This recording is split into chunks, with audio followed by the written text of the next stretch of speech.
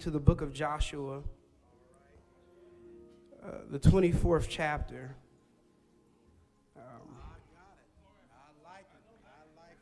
Our theme for Youth Day is who lives in your house? Who lives in your house? And we can find that in the book of Joshua, chapter 24, verse 15. And for today, I'm just going to focus on the B part of the verse, and that's the second part. When you have it, say amen. If you would just stand and join us in reference of the word. Joshua chapter 24, verse 15. And if you look down to the B part, it says, "But as for me and my house, we will serve the Lord." You may be seated. All right, go get it. As for me and my house, we will serve the Lord. The theme, like I said, is who lives in your house. And throughout the year, we've had events and we focus on that theme. And today, for my subject, I just want to be able to, if I may, propose the question: are you a reflection of your house? Are you a reflection of your house? And young people, I just want to let you know and put this disclaimer out before I begin, that when you look at me, look past the suit, look past the that I'm in the pulpit, and I want you to just realize that I was once where you were, because I'm not that much older than you. That's the benefit of being me up here with the rest of the young old fellas. I'm not that old, so I don't want you to look at me as though I'm much older, because some of the same problems I'm dealing with. So as we look at this scripture, keep that in mind. Are you a reflection of your house? Bishop Washington, I believe that in order, before I can get into this text, I must give the foundation and the historical context of the text. And if we look at it, the text talks about Joshua and the historical point of view. He is in the middle of a conversation with all the tribes of Israel.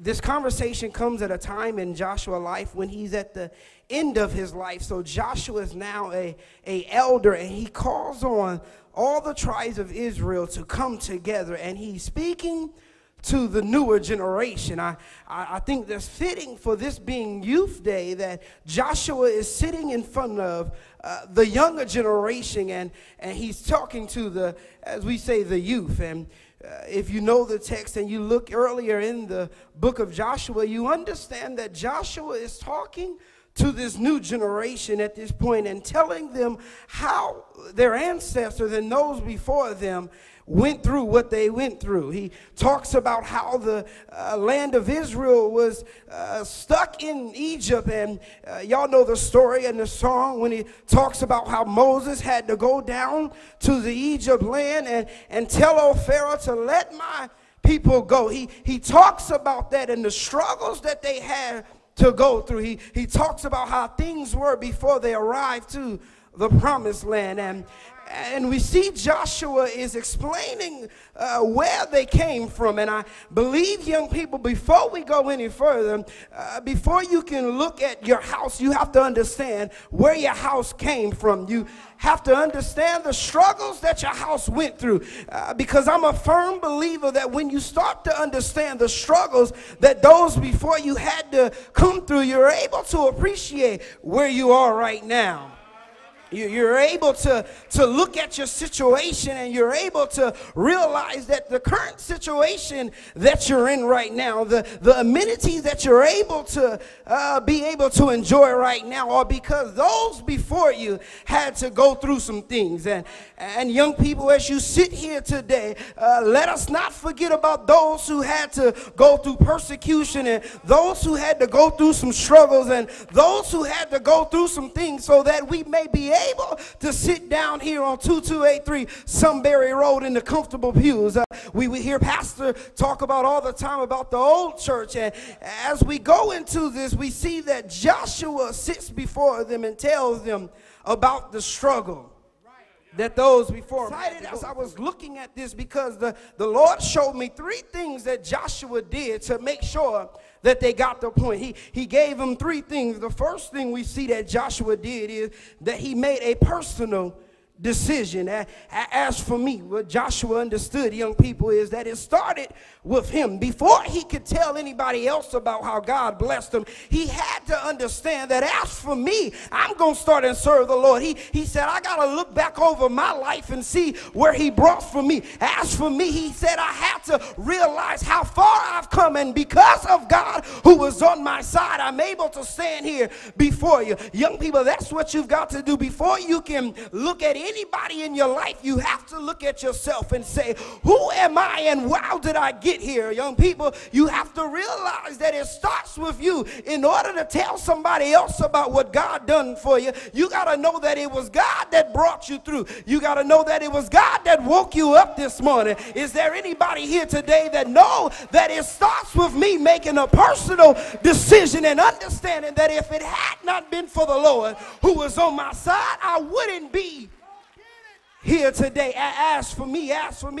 he made the personal decision. He said, I'm not going to worry about all those haters around me. I'm not going to worry about the naysayers. I'm not going to worry about those who talked about me. I'm not even going to worry about those who don't even believe that it was the same God that did it for them that does it for me. I don't have time to worry about them, because I have to make a decision today that I'm going to serve God. That's the first thing you've got to do. Make the personal decision. Not only do we see that Joshua makes the personal decision, but we see also that he makes a persuasive declaration. He says, not only am I going to serve the Lord, but also my house is going to serve the Lord. He says, I'm not only going to make sure that I'm in right with God, but there's so many people around me that they're going to come with me. How can I live in a house and serve a God when there's somebody next to me that's against me? That's where you got to go, young people. That's where we're at today. You got to look at your friends, and you got to look at those around you.